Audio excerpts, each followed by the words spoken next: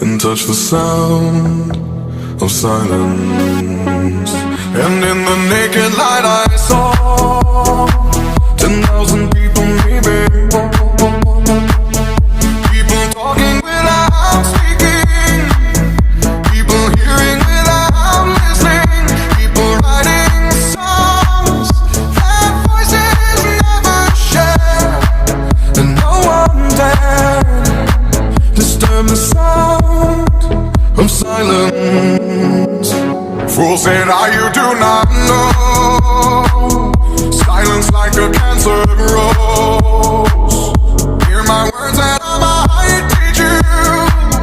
Play my arms and I might reach you. But my words, like silent raindrops, fell and echoed in the wells of silence.